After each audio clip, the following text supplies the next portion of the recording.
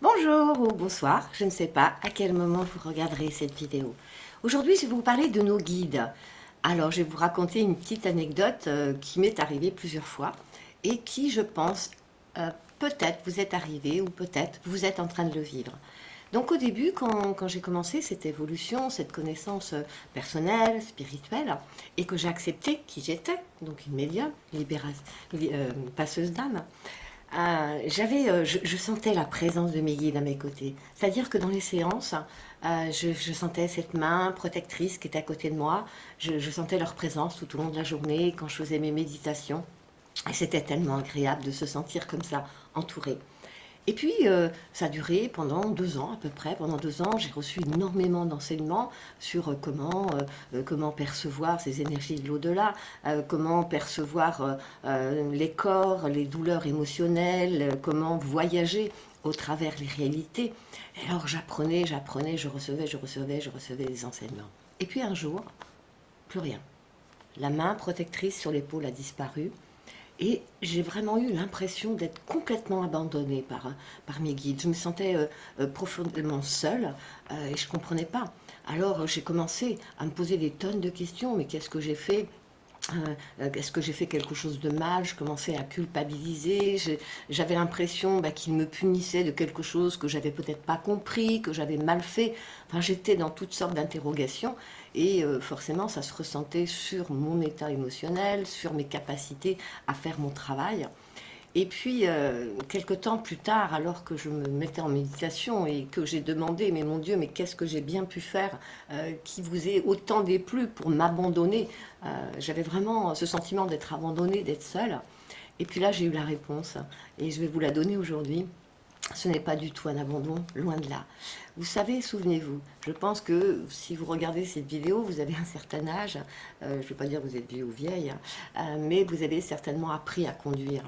Quand vous avez appris à conduire, vous êtes allé dans une auto-école, vous avez été accompagné par un moniteur qui vous a appris, ensuite vous avez passé l'examen, vous avez eu votre petite papier rose, et puis vous êtes parti et vous avez pris votre voiture pendant des mois, des années, et vous avez appris par vous-même à mieux contrôler le véhicule, à anticiper, vous avez appris plein de choses. Et le moniteur, il n'était pas avec vous, il n'est pas rentré à la maison avec vous, il ne vous a pas accompagné pendant toutes ces années. Vous vous êtes débrouillé seul. Eh bien, c'est tout à fait, c'est exactement le même principe. C'est-à-dire que nos guides vont venir à un moment donné dans notre vie, quand nous sommes prêts, quand nous sommes dans le vouloir, dans l'intention d'apprendre, et ils vont nous transmettre.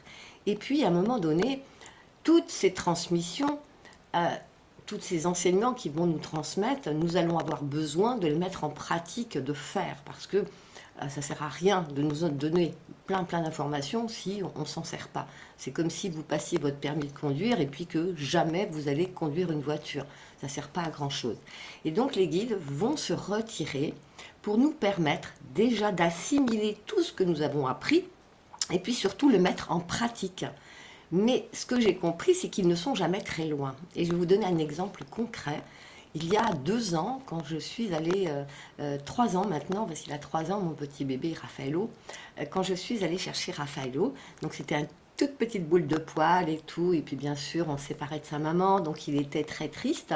Donc mon compagnon a pris le volant, il s'est mis à la place du conducteur pour conduire la voiture, et puis moi j'avais le bébé dans mes bras, j'essayais de le consoler, de le câliner, de donner plein d'amour. Et puis à un moment donné, j'ai fermé mes yeux pour vraiment entrer en contact avec lui et puis lui donner tout cet amour, lui faire comprendre qu'il allait être heureux même s'il était séparé de sa maman.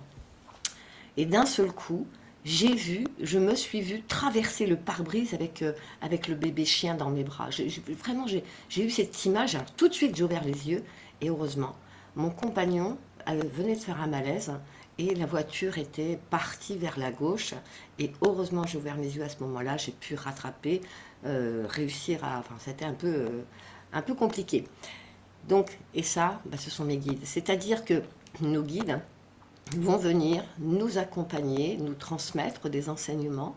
Nous allons ensuite, ils vont se retirer, nous permettre d'intégrer déjà tous ces enseignements, les comprendre, les mettre en conscience, mettre en pratique tout ce que nous avons appris. Mais rassurez-vous, ils sont jamais bien loin. Et en cas de problème, en cas d'urgence, en cas de danger, ils reviennent automatiquement nous aider. Alors, rassurez-vous, si vous vivez en ce moment cette impression d'avoir été abandonné par vos guides, par vos anges, rassurez-vous, ils ne vous ont pas abandonné. Ils attendent simplement que vous mettiez en pratique tout ce que vous avez appris. Et ensuite, ils reviendront, comme je l'ai vécu, ils sont revenus m'enseigner d'autres choses, et à chaque fois c'est pareil, ils vont être présents pendant des mois.